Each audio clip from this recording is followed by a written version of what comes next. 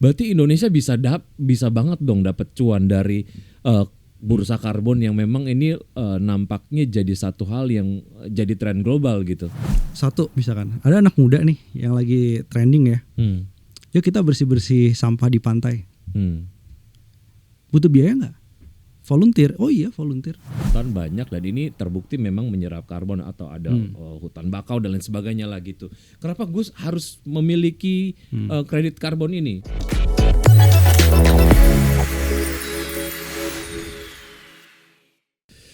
Halo Sobat Investor, apa kabar? Selamat saya Wiki Adrian, ketemu sama kamu lagi di Fincast, your home of finance and investment. Penting banget untuk menyimak Fincast kali ini karena buat lo yang mungkin sedikit wondering ataupun mungkin bertanya-tanya soal banyak banget pemberitaan mengenai bursa karbon gitu ya. Apa itu bursa karbon dan lain sebagainya.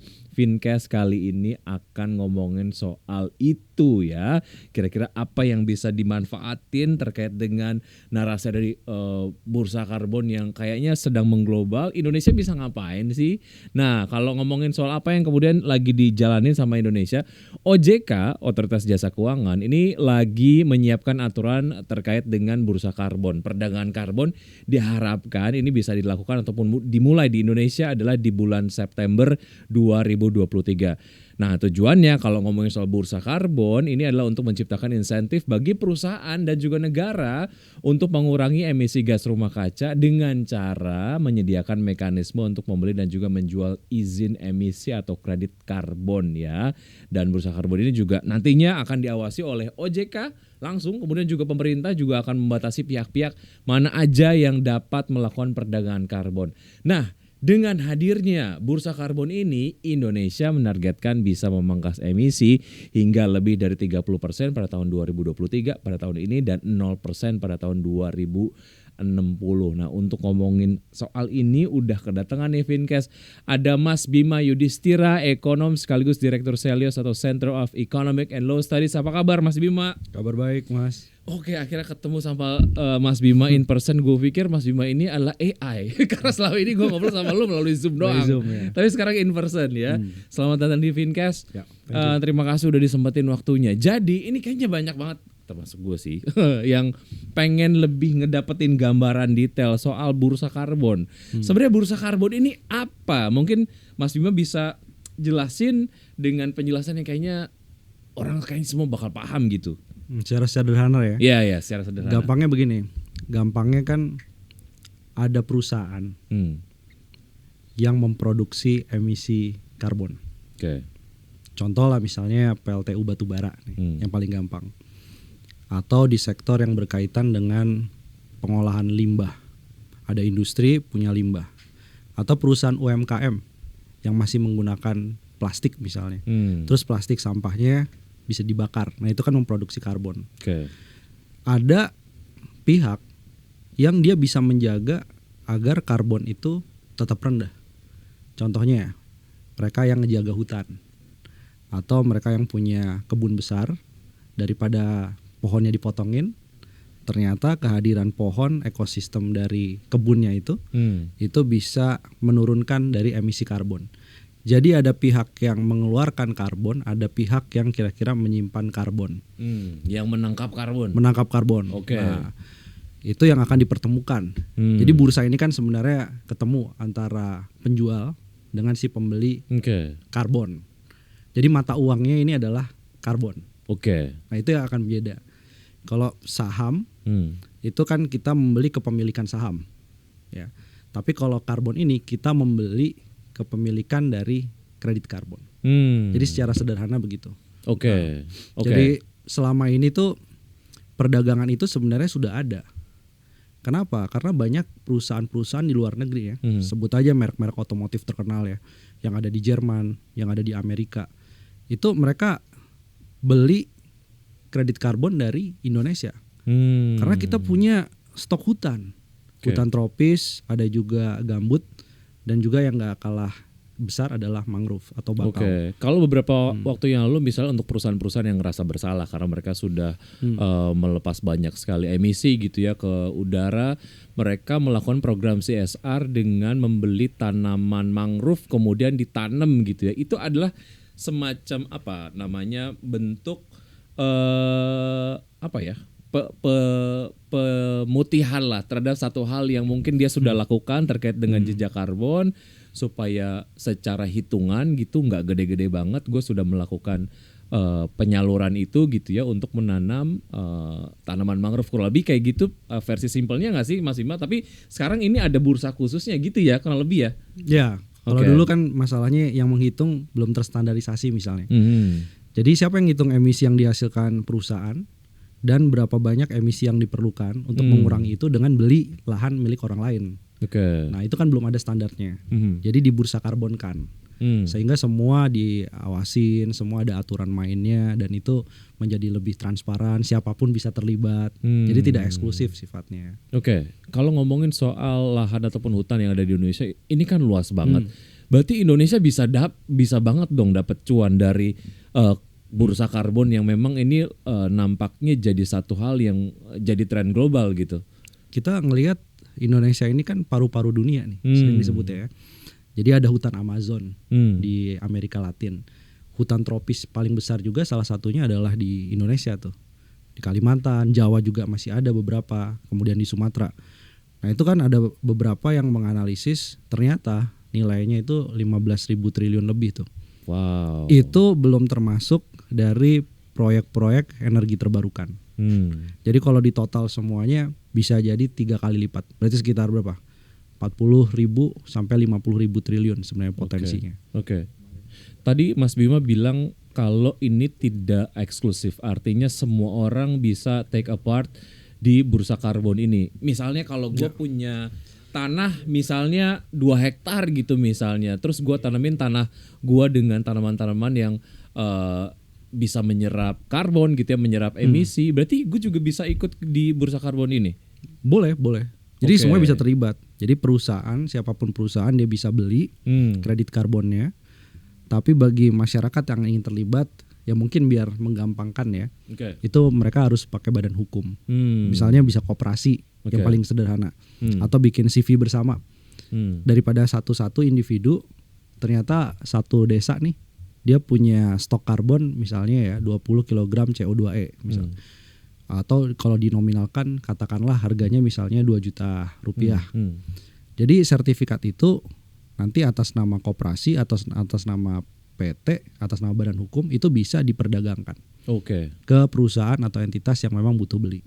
Oke, kenapa gue sebagai misalnya perusahaan yang menghasilkan emisi gitu, mengapa perusahaan ini perlu kredit karbon? Apa urgensinya sehingga akhirnya gue akan membeli kredit karbon ke Indonesia gitu, yang memang secara luasan hutan banyak dan ini terbukti memang menyerap karbon atau ada hutan bakau dan lain sebagainya lah gitu. Kenapa gue harus memiliki kredit karbon ini, Mas Bima? Ada banyak alasan. Salah satunya karena tekanan ya dari investor ya. Itu salah satunya tekanan untuk patuh terhadap ESG kan. Oke. Lingkungan ya, environment, sosial, dampak sosial, kemudian tata kelola atau governance. Jadi ESG ini menjadi salah satu standar yang sekarang berlaku di mana-mana. Kalau perusahaan ESG ratingnya bagus karena dia bisa mengurangi emisi karbon, saya kasih pendanaan bukan hanya lebih banyak, tapi investor akan kasih bunga yang lebih kecil juga. Oke. Atau perbankan akan ngasih pembiayaan lebih rendah bunganya.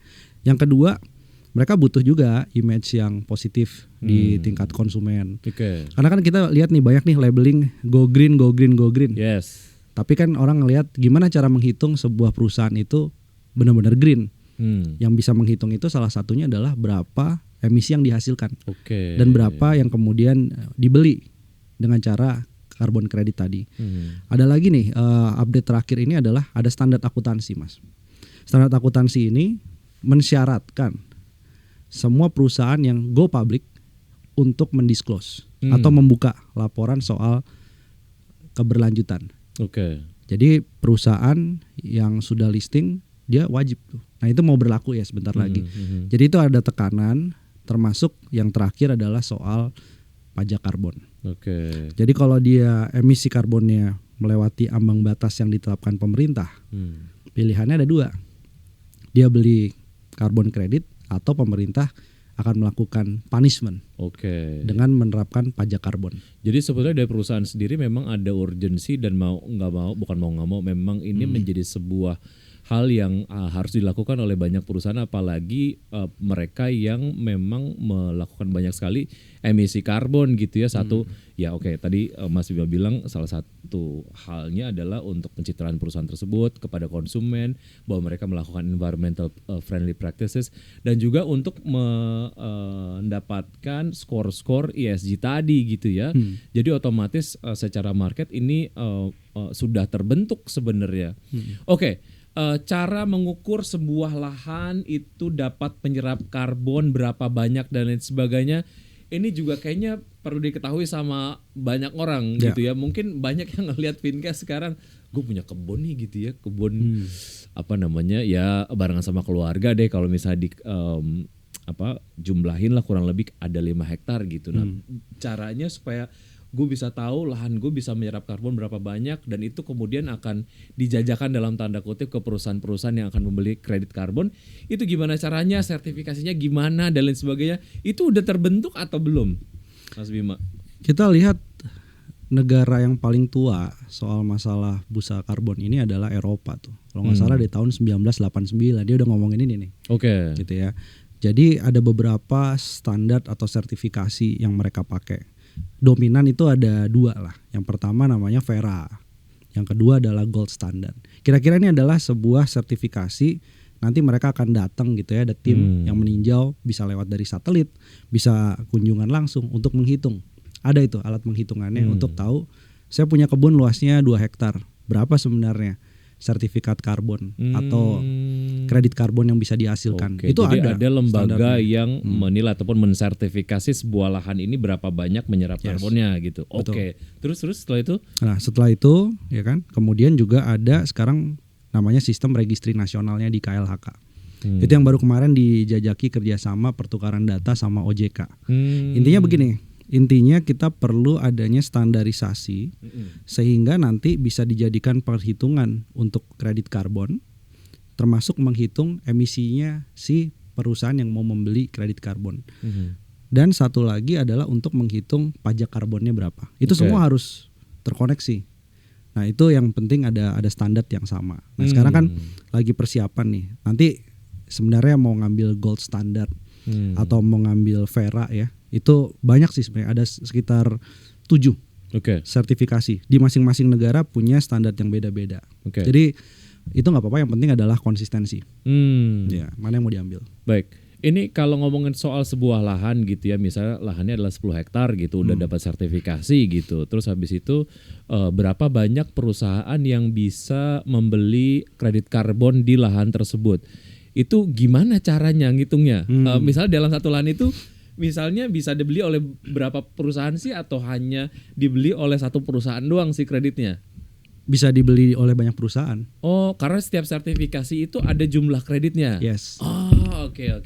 Jadi satu lahan kebun misalnya 2 hektar, itu bisa dimiliki emisi karbonnya oleh 10 gabungan perusahaan misalnya sebagai pembeli ya. Jadi itu memungkinkan. Karena tadi kredit karbonnya bisa kemudian dipecah-pecah. Jadi kayak bahasa sederhananya kalau di saham kayak stock split lah. Oke. Gitu ya.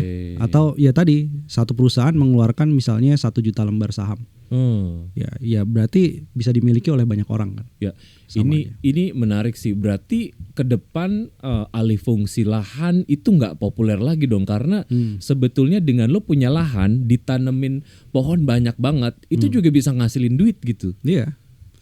Jadi ini menjadi salah satu cara untuk mencegah deforestasi dan kebakaran hutan.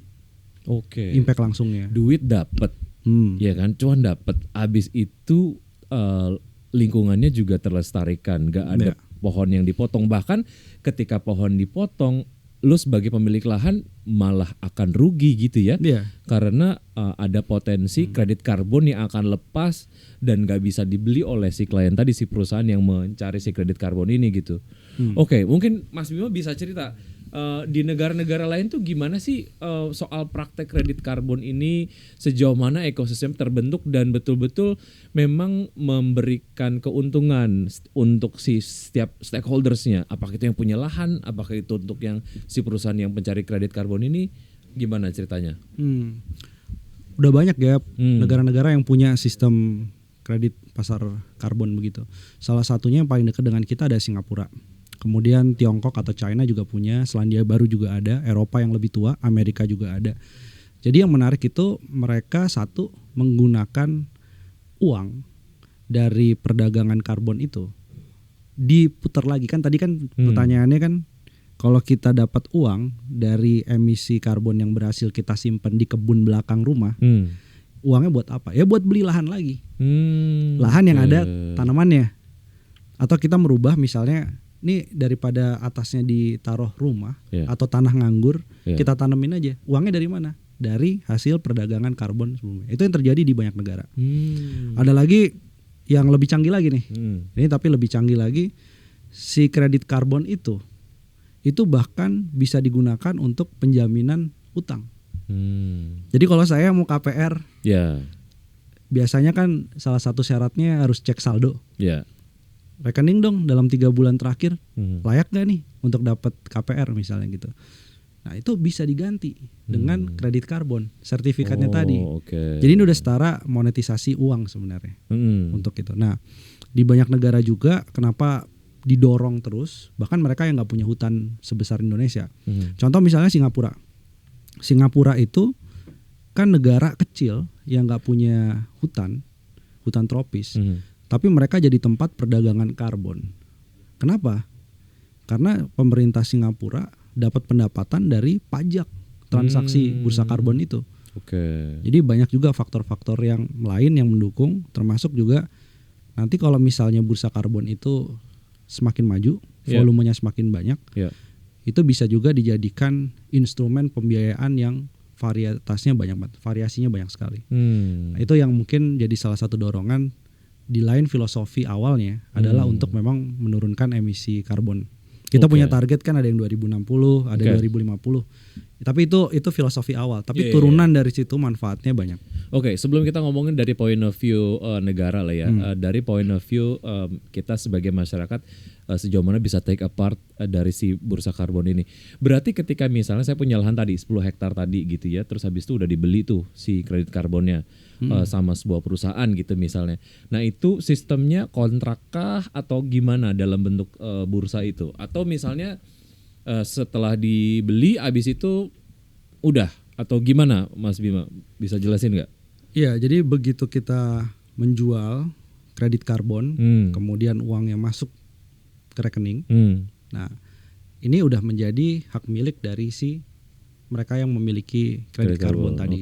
Nah, jadi perdagangannya hampir mirip seperti jual beli saham. Kalau dalam hal ini ya, atau jual beli komoditas ya, gitu. Jadi karbon ini kemudian nanti uangnya, nah ini yang akan digunakan untuk apa? Di beberapa hal balik lagi komunitas, tapi nggak selalu langsung berkaitan dengan lingkungan secara langsung. Ada lagi yang menggunakan misalnya kita proyek pengolahan sampah deh, uangnya dari mana? Dari jualan karbon.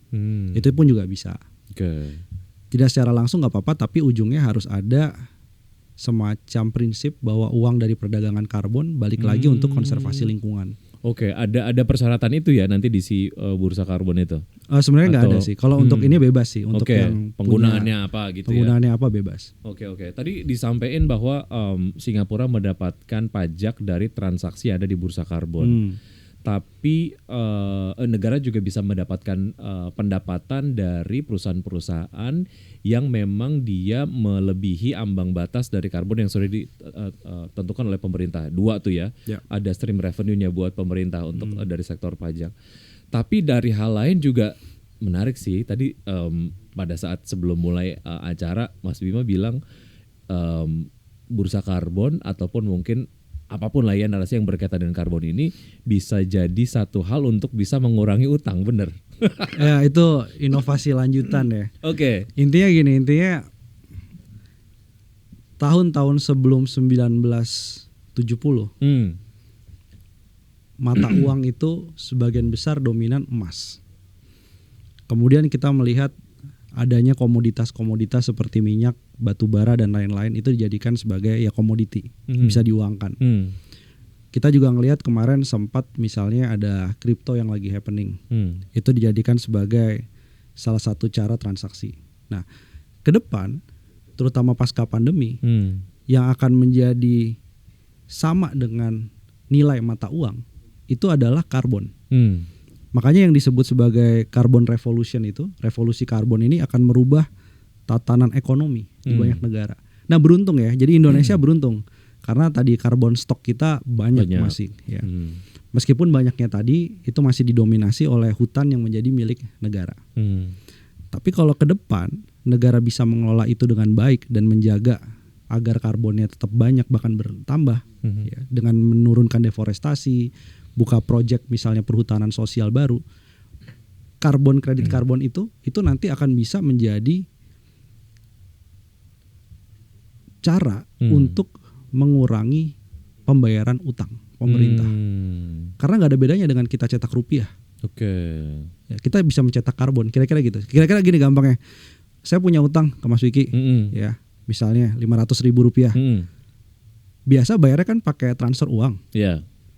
Ini saya bayarnya nanti pakai sertifikat karbon saya. Itu bisa. Karena Mas Bima tahu saya butuh sertifikat itu. Yes. Oh, oke. Dan itu bisa dijual ke negara yang biasanya meminjamkan uangnya ke Indonesia gitu ya. Ya, dan betul. mungkin untuk membayar utangnya Indonesia ke depan. Bahkan yang lebih dalam lagi, bank sentral itu nanti cadangannya bukan hanya dalam bentuk emas atau falas, tapi juga bentuk karbon. Wah, ini bakal menarik banget sih. Artinya juga dari pemerintah sendiri juga memprioritaskan penggunaan lahan untuk keperluan carbon capture tadi ya. Karena memang kedepannya juga akan ada banyak sekali permintaan terkait dengan kredit karbon ini. Oke, skema perdagangan karbon yang ideal buat Indonesia dan urgensi kenapa Indonesia harus cepat punya bursa karbon. Menurut Mas Bima apa?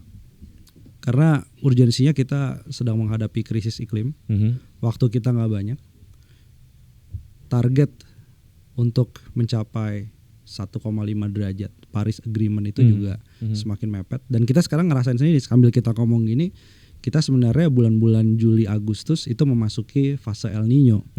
El Nino kenapa terjadi? Yaitu salah satunya triggernya adalah karena perubahan atau krisis iklim.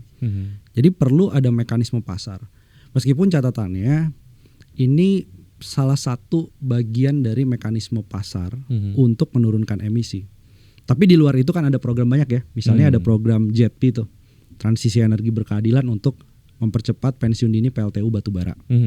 Jadi banyak cara. Kita juga perlu investasi ke energi terbarukan.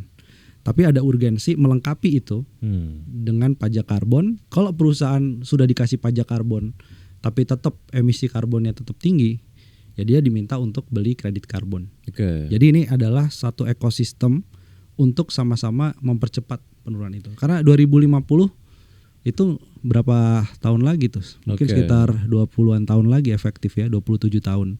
Jadi waktu nggak banyak, jadi harus semua instrumen masuk ke situ. Urgensinya di situ. Berarti ini juga bisa menjadi sebuah mekanisme untuk mendukung capaian zero emission secara efektif ya, dan juga terbukti juga gitu ya. Di banyak negara cukup mampu mereduksi itu.